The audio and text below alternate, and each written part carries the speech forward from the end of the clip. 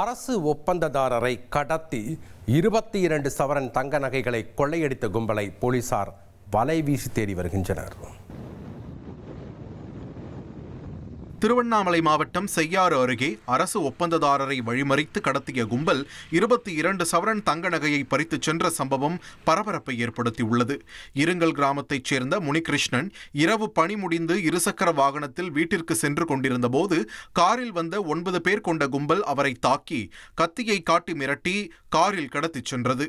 கண்களை கருப்பு துணியால் கட்டிய கும்பல் அவர் அணிந்திருந்த 16 சவரன் நகையை பறித்ததுடன் செல்போனில் மிரட்டி அவரது தம்பியை வரவழைத்து அவரிடம் இருந்து 6 சவரன் நகையையும் பறித்தது. அந்த கும்பல் அதிகாலை வேறு இடத்தில் முனிகிருஷ்ணனை இறக்கிவிட்டு தப்பியது. சம்பவம் குறித்து போலீசார் வழக்கு பதிவு செய்து சிசிடிவி காட்சிகளை ஆய்வு செய்து விசாரணை நடத்தி வருகின்றனர்.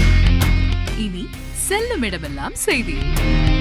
தந்தி டிவியின் வாட்ஸ்அப் சேனலை ஃபாலோ பண்ணினா செல்ல இருக்கும் இடமெல்லாம் செய்தி. இதோ QR கோட் இப்பவே ஸ்கேன் பண்ணுங்க, ஃபாலோ பண்ணுங்க.